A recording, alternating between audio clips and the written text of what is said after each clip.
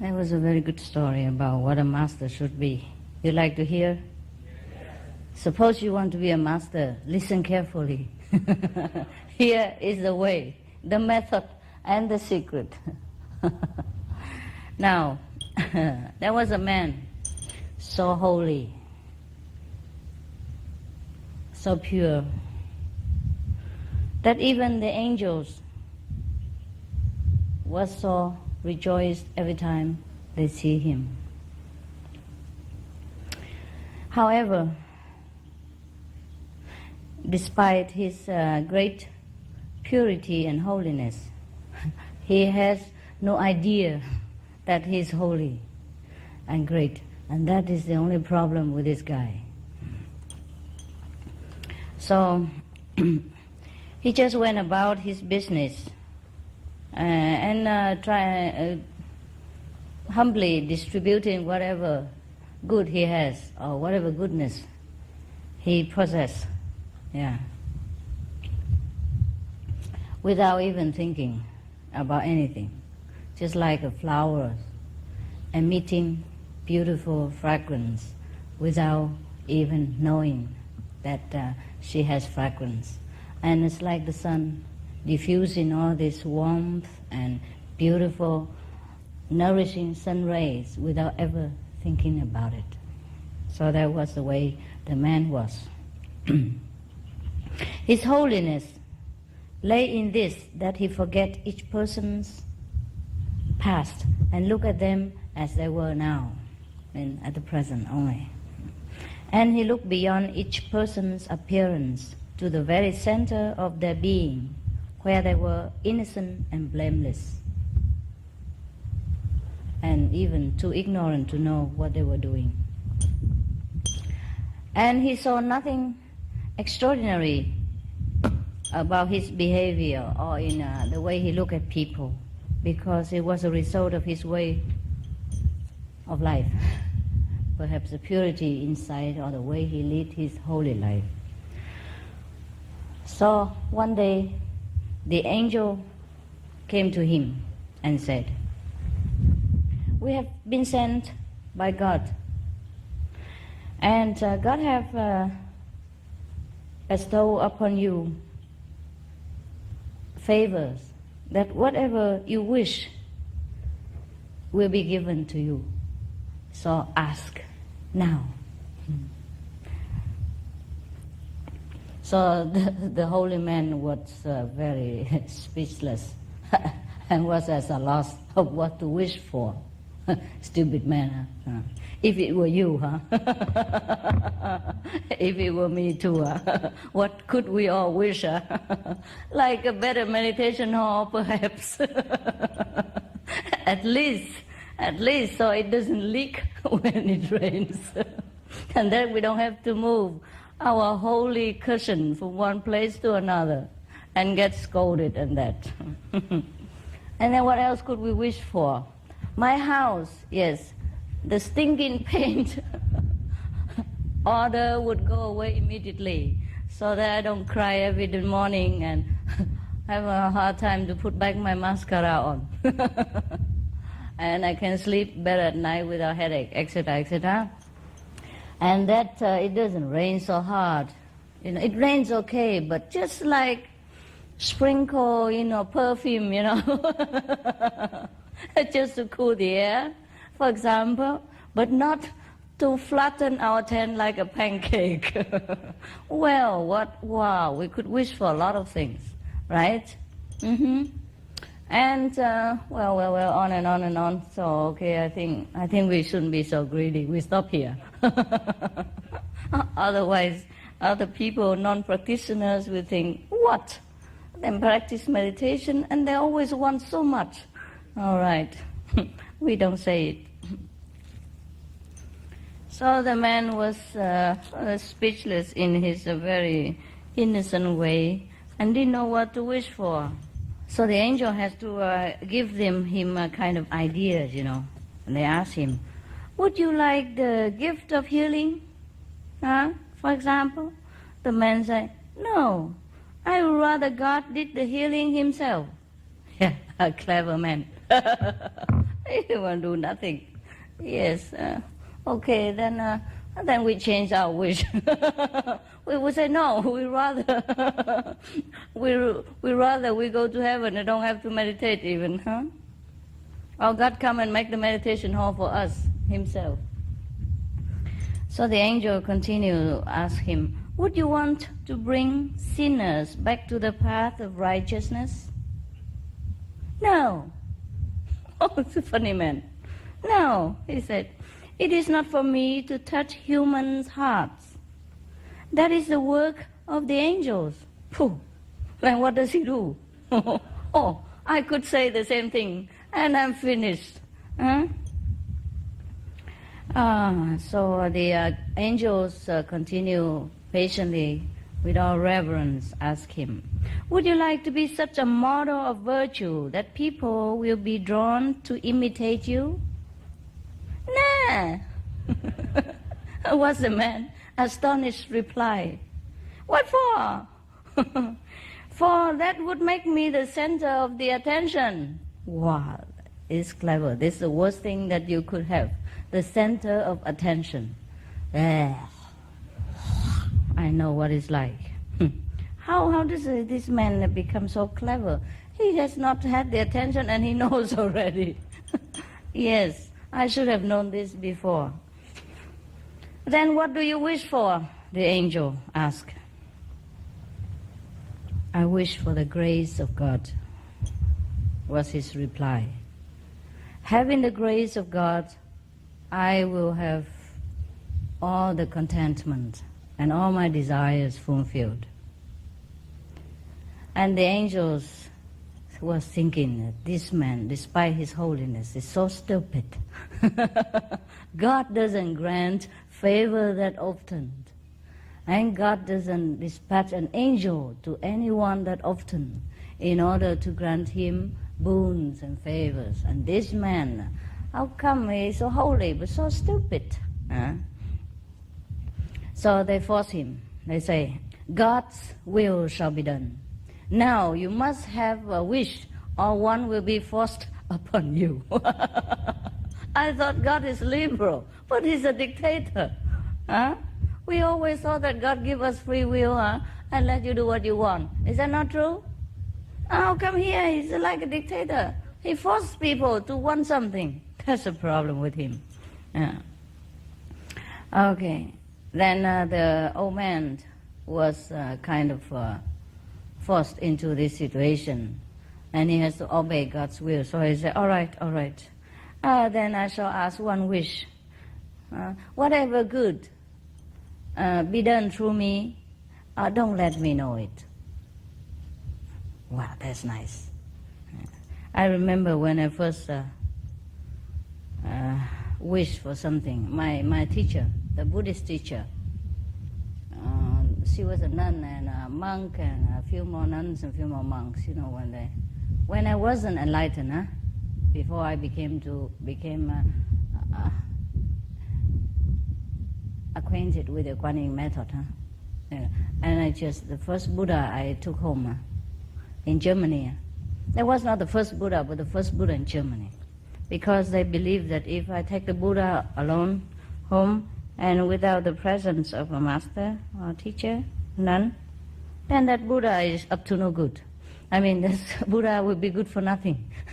So if you want to worship a Buddha, and you have to, ask the monks or nun to bless for you and bring it to your house and have a ceremony with flower, incense and food, just symbolic. And then you have to bow to the Buddha and then the teacher and then make a wish, something like that. And then if your wish will be granted, then all the incense will curl, like a spiral and never drop on the floor. Normally when the incense burn, they drop like cigarette ash, But if your wish is sincere and is accepted, then all the incense, will curl like a spiral. Because you burn a lot of incense, not only one, and that's the problem. I don't know why Buddha has to test people sincerity to this extent. So many incense, and each of them have to curl like this. Oh, gods. I was thinking, I don't think I can make it. Look at all the incense. And I always saw the incense ash, drop immediately after it burns. So anyhow, I just do it as told. And then I wish that, I don't mind. People told me that human life is very suffering a lot, and that we should make a lot of merit in order to get out of human life. But I don't mind if I stay in human life, because it's not so bad for me. And whatever good I have should be distributed to the people who need it, and don't let me even know about it. And that was my wish. And then all the incense curl like this. And I was...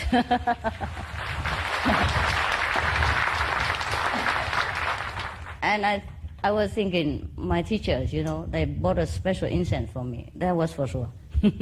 Special one, already curled. Already curled in advance. Not the spiral incense. The incense stick very straight. And they have to curl by themselves with the ash, Yes, that's how the Buddha tests the people's devotion. But I was thinking it's the blessing of my teachers. Yes, they were very holy, these people, the Buddhist nun and monk at that time.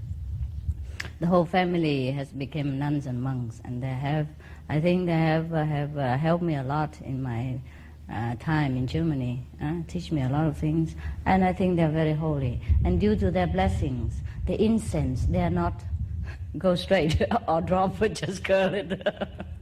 I think they have magical power, something like that. So they were very happy for me. They think, whatever you wish will come true. And I suppose not to tell them what I wish inside. I just do it alone. So today I tell you, just to let me know that I'm very good. Okay, anyhow, you don't have to believe it.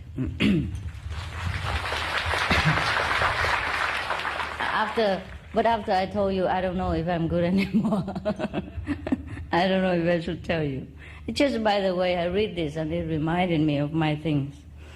At that time, I didn't practice Guanyin method yet, I just recite Buddhist sutra, recite the Buddhist great compassion mantra, and recite the Guanyin Bodhisattva name and the name of the medical Buddha and whatever. Every day I'm busy with all these thick books.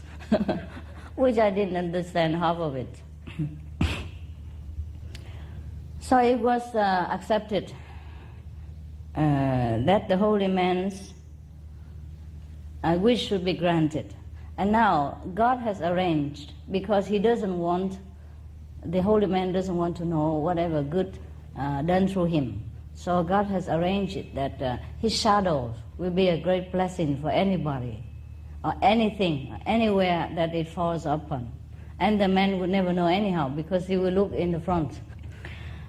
So wherever the holy man went, this shadow will fall on the ground, and then it fertilizes the land, and it makes the rains fall where it's needed, and make the sunshine where it's not enough sun, and make the people become healed of all disease, and healed of the affliction of their souls, and make the place prosper. Mountains became green, spring and fountains also spring forth in different places. And many people who has been, weighed down with karma and bad fortunes began to look more alive and more healthy and more hopeful. And that is the benefit of the shadow of this holy man, according to God's arrangement. And all the while, the man never know anything about it, because he always look in the front and do his thing, busy with his business, and his eyes always look in the front. He doesn't know what's happening behind him through his shadow. This is the true master. Therefore, you never heard of any master who say that he knows anything about what he's doing to you. And don't be surprised. Don't be surprised. Many disciples always praise the real master for helping him, helping her, doing this, doing that, or heal their sickness, or change their misfortune, and bless their house, or do anything. But the master never know about it. And don't be surprised. And if the master says he knows, he's not a master. Maybe sometimes the master knows, through intuition, yeah, and through blessing of God that he knows once in a while. But it's not always conscious to the master about the good things that he or she does for mankind. Also, in the Buddhism, the Buddha say, the one who say he's a Buddha, he is not a Buddha. That doesn't mean that after Buddhahood, you cannot say that you have attained Buddhahood. You may say so, but that doesn't mean that you are very, very aware about it. You know what I mean? That you do something about it. Because Buddhahood has no definition. Truly, if we say we attain something, that is not yet. In the Diamond Sutra, the Buddhas emphasized again and again that there's nothing to attain. And there's no Buddhahood to realize. It's not because we couldn't become holy, but everything holy belongs to God, belongs to Buddha nature. And if we have attained our simplicity and purity enough, then that Buddhahood and that God power will reveal itself accordingly, without us having to know about it. How can we use the mind of a human brain to understand the limitless, expansive nature of God, or the Buddha nature? So if we ever professed that we know that we are Buddha, we truly know that, or that we know we are holy, or we know God, or things like that, it's just a way of saying, but it's not truly so. If God can be described and can be known by human brain, then it's not a true God. It's not a true Buddha nature. Buddha nature is within and without us. God is within and without, in heaven and on earth. We are swimming in God, breathing in God, eating in God, have our life in God, have all the essence in God. There's nothing except God around and about us. There's no need to say, I come in touch with God, I look for God. He is everywhere. So whenever we feel that we have attained something, stop and remember this story. And if we ever want, and to know what is a master like, remember this story. A master never know that he's holy. Doesn't matter what he act or what he like, or sometimes he admit it, or whatever it is, for the sake of sentient beings, or just for the sake of just to get it over with. Because they keep asking all the time. So then people say, okay, I'm a Buddha, so what? What next? Something like that. People sometimes they insist, for you to admit that you are something in order to argue around. Just like sometimes, you come on the bus, sit there, and then somebody will next to you or opposite you keep looking at you all the time and say, are you American? For example, like that, huh? And then you say, no, I'm not. And she say, but I'm sure you are American. And then they say, certainly not, ma'am. And then she keep continue looking at you and say, but you look like. Yeah, and then just admit it, won't you? You can just tell me you're American, it's free here. So finally you're fed up, you say, okay, I'm American. And then she keep looking at you again and said, well, At the second thought, you don't look like American. How about that? Yeah. Yes. When I first came out into the world and have contact with human's brain, I was on and on about the blessing of Buddha's power and the Kuan Yin method and all that, according to their request. And then they keep insisting to me that I have to tell them that I'm a Buddha. I said, well, there's no need to say that. And I don't even know if I'm a Buddha. But they say, you are the Buddha. You must tell us. Like the Sikamoni say, I'm the Buddha, the one and only thing like that. You should say the same. And they keep insisting, pressing me on. After a while, I say, okay, I'm a Buddha now. And then they say, but when I remember Buddha Sutra, Diamond Sutra, they say, when the one who knows he's a Buddha, he's not a Buddha.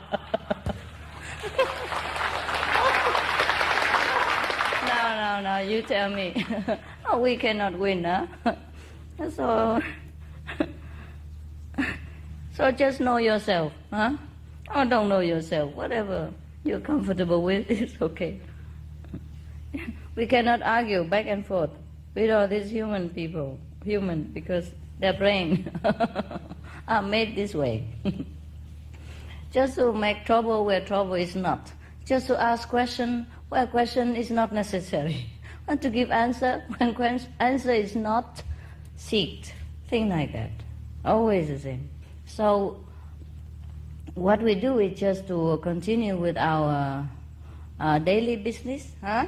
And then do the best of our ability, according to our knowledge, according to our conscience about what a good human being should be and what we should do in this life, our duty, our daily work, huh? Just to do the things that we feel good with, that we think that we should do, and that's it. And if God is pleased with our behavior and purity, then God will grant us whatever we need or whatever is beneficial to mankind through us. So there's no need to worry about your level or whether you have attained Buddhahood or you have gone to the 9th level or not yet. I'm still on the 5th, but you've gone to the 9th already. The master is supposed to be at the 5th level, but some people think they're on the 9th. Congratulations. It's a little bit too far for us, but it's okay if he likes to go there. And according to this story, the saints don't know much about the good things that is attached to him and his shadow, because also the people was very centered on the shadow that they even forgot about the man. And so his wish that whatever good has been done to him should not be revealed to him has come true. God has granted him this wish. And this is exactly what the master is, according to my humble knowledge and opinion and experience. So if you want to ask me what the master is like, he's like this man. Nothing more. Whatever good's done. Okay, come on. I need it. I need your encouragement so I can go on and think that I'm good and holy. Wow, isn't that beautiful, our surrounding now? I just come look and wow, you're praising, I have a time to look. Isn't that beautiful? Huh? Yes. Okay. If you ever want to know what the master is like, or thank the master for anything, it's not necessary really, because it's God power who is doing all this. So the master is always free, naturally. It's like one of us, never have the burden to carry the holiness on his shoulders all the time, or having to take care of this holiness or of this Buddhahood so that it doesn't slip away, or that it doesn't fall down on another level or thing like that.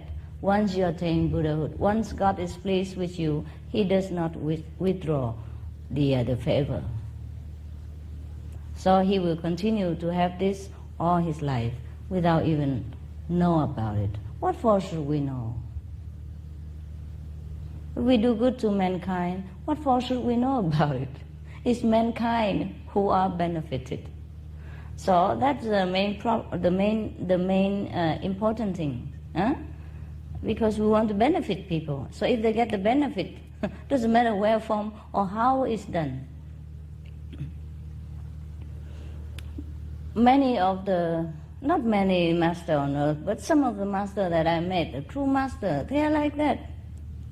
Very, very humble and very ordinary. They don't really know their supremacy inside. They don't know their holiness. Maybe they love people, they bless people according to their wish, but they don't feel themselves is the blesser. Do you understand that or not? Yes. Maybe they act like a master because people expect it, just like the lady keep asking, you American, are you? And then finally you say, so, yes. Just, okay, why not? Keep refusing all the time, make so much trouble. So the master is like that. Just act accordingly so that everyone is pleased and happy, and just to make things simple. Otherwise, the master never feel that he or she is a master.